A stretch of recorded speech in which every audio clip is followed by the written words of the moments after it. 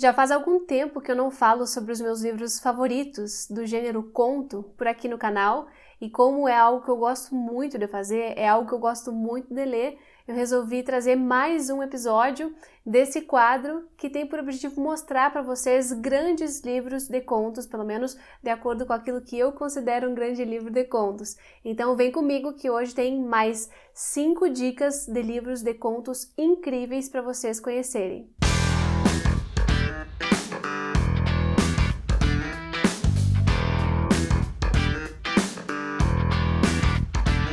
Para quem chegou agora e não sabe do que eu tô falando, esse é um quadro do canal que eu criei há algum tempinho para fomentar a leitura de contos, porque esse gênero é um dos meus favoritos e faz bastante tempo que eu leio contos e que eu fico encantada pela capacidade que um conto tem de prender a gente, de envolver a gente com histórias que são geralmente muito curtas.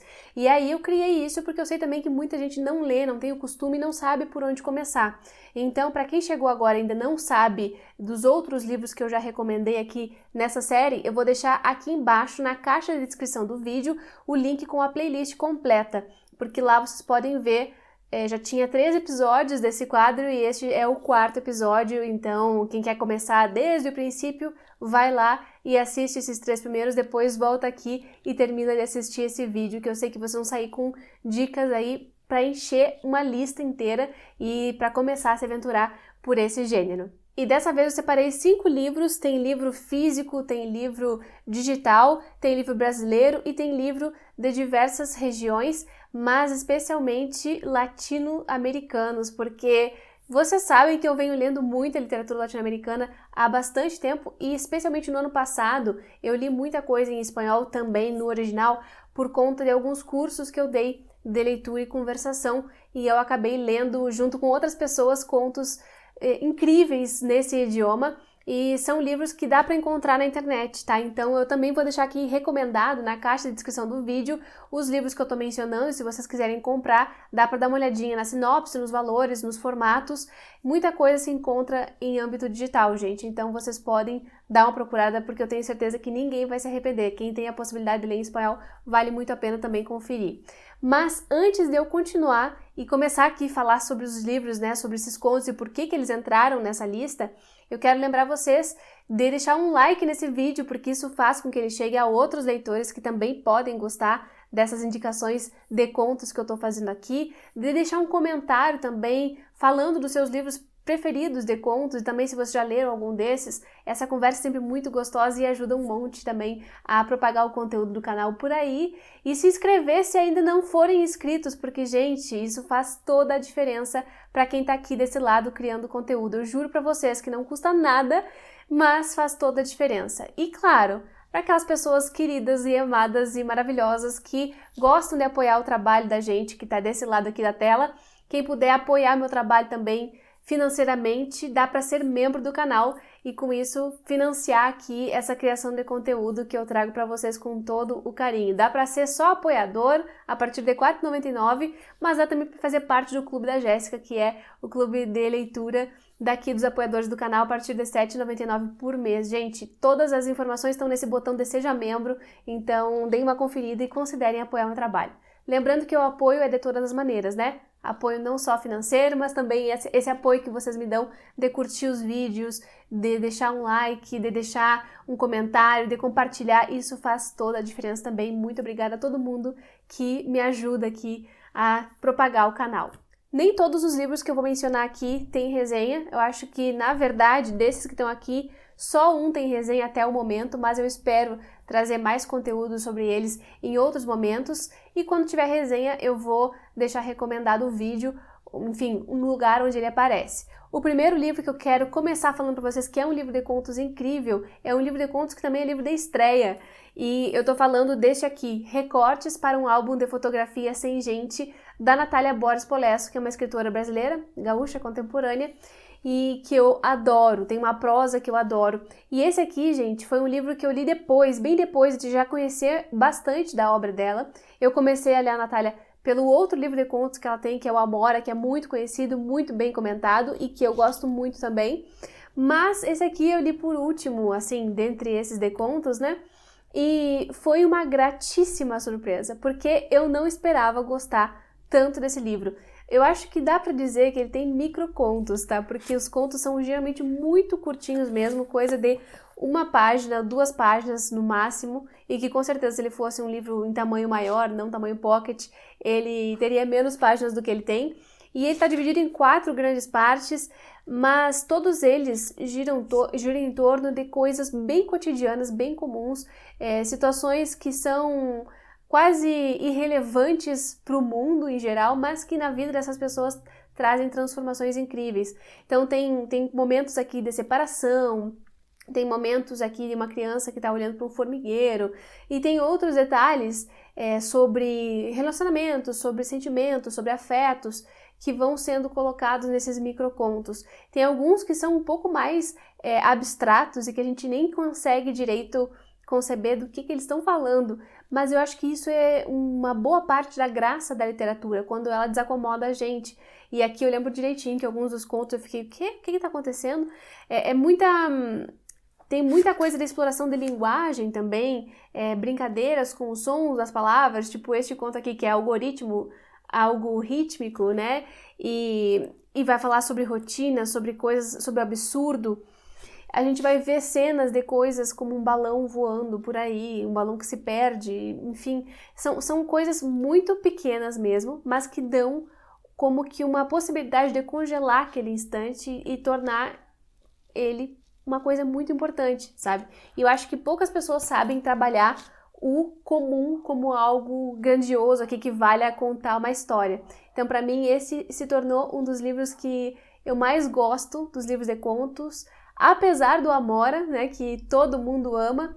Eu vou dizer para vocês que eu prefiro esse livro aqui da Natália, porque eu acho que ele é muito surpreendente. Acho que ele tem alguns elementos bem experimentais e outros mais consolidados, no sentido mais clássicos, mais tradicionais, mas acho que ela consegue fazer muito bem essa diversidade acontecer aqui num livrinho tão pequeno, e por isso ele entrou na minha lista de favoritos.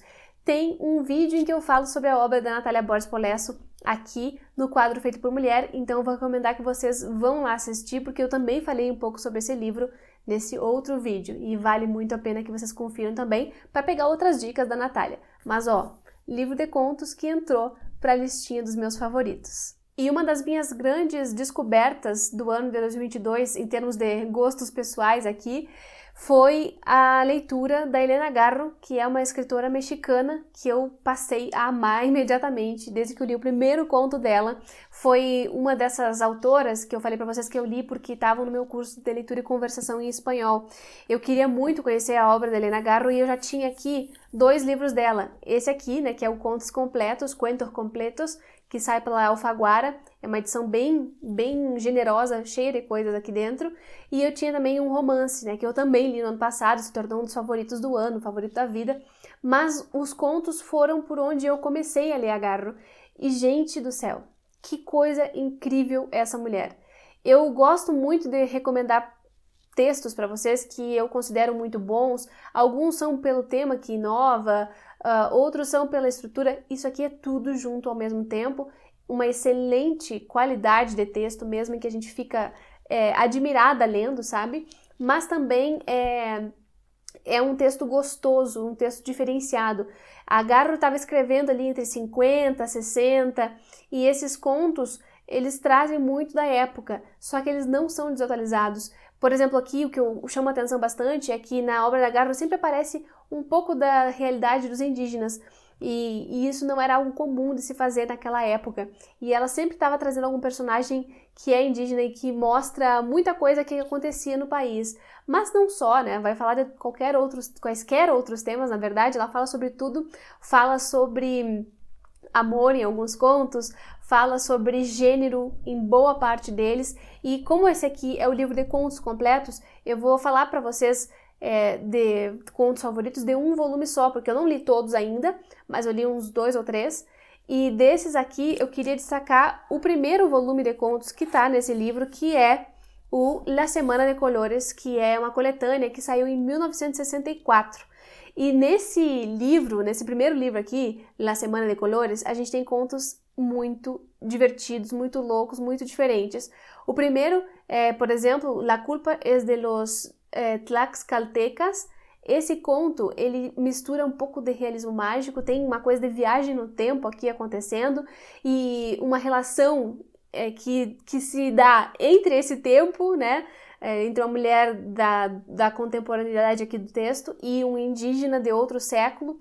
Então, são coisas que a gente não está acostumado a ver. Tem também um outro que eu gosto muito, que é El Zapaterito de Guanajuato, e Que Hora Es e La Semana de Colores, que dá título a essa coletânea, né?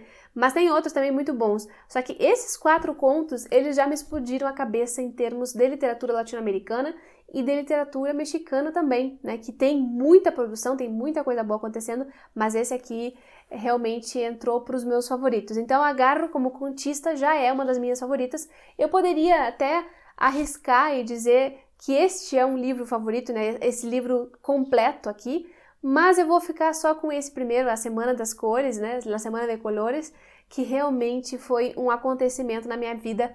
São contos que trazem muito da realidade mexicana e que, infelizmente, depois de conversar com uma amiga minha mexicana, que é a Violeta, e depois de fazer pesquisa, eu vi que ainda é muito atual. A gente gostaria que o México tivesse uma situação muito melhor, mas ainda existe muita violência que aparece aqui, ainda existe muito da desigualdade, muito desse racismo também, não tão velado quanto a gente gostaria, até mais explícito, né? Racismo em relação aos indígenas. E, bom, é uma escritora de mão cheia e chegou para compor aqui essa lista de contos da vida. Outra mulher que chegou aqui para fomentar tudo isso e que me surpreendeu muito, muito, muito foi a Vera Giacchoni, que é uma autora que nasceu em Montevidéu e que mora na Argentina há muito tempo, com os seus Entes Queridos, publicados pela editora DBA, com tradução do Bruno Cobaltini Matos. E essa coletânea eu li no ano passado e esse sim tem resenha aqui no canal, se vocês quiserem conferir, tá lá ou tá aqui, né, melhor dizendo. E esses contos me surpreenderam, gente, de uma maneira muito boa. Eu não estava esperando absolutamente nada deles, talvez por isso eles tenham me surpreendido bastante, mas é uma coletânea que eu gosto porque ela também vai trazer essa coisa de pegar os elementos e as situações muito comuns da vida da gente, situações que a gente ou já viveu, ou já viu alguém vivendo, ou que vai viver em algum momento, coisas da vida cotidiana, e dá uma atenção a isso, né? E eu vou só falar de alguns contos aqui que eu gosto demais.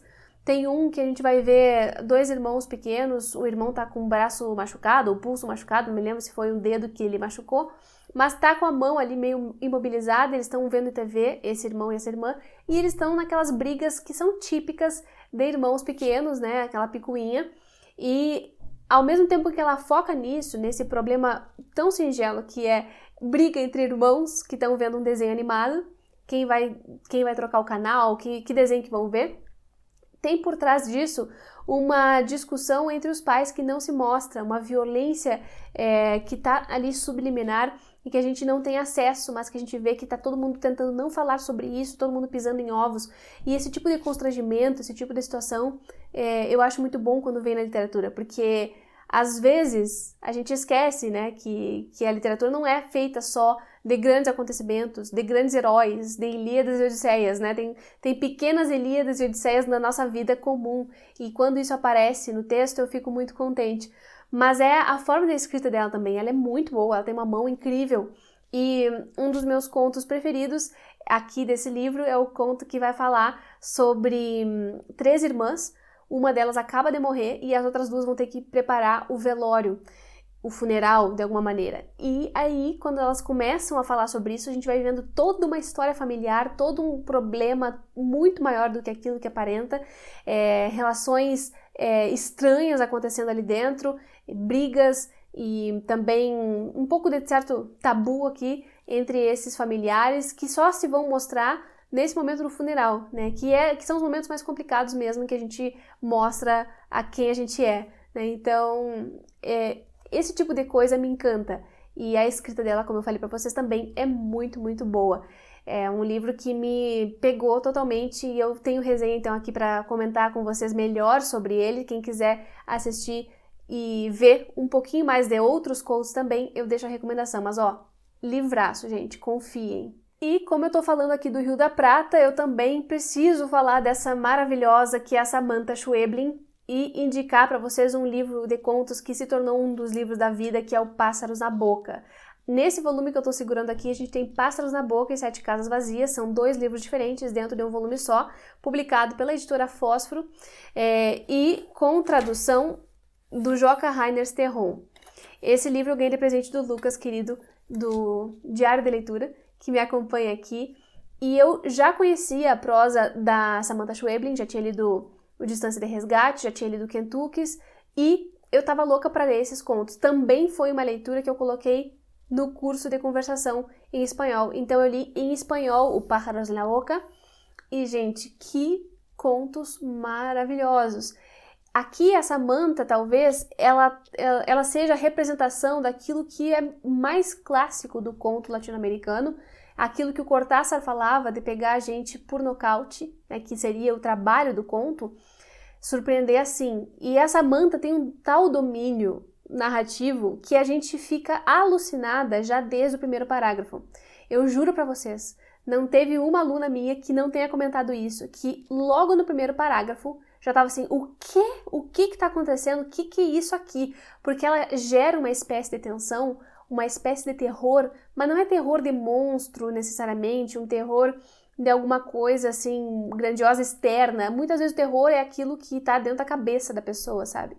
E, de todos modos, ela gera uma tensão. Ela fala muito em entrevistas que esse é um dos grandes objetivos dela, né? Tentar, se ela conseguisse alguma coisa na vida, ela gostaria de conseguir prender o leitor durante aquele tempo em que ele está lendo um conto. E eu posso dizer para vocês que comigo isso aconteceu em todos os contos. São contos muito estranhos. Tem o conto que dá título ao livro, né, que é o Pássaros na Boca, que tem uma imagem que a gente nunca consegue esquecer depois que a gente lê o livro.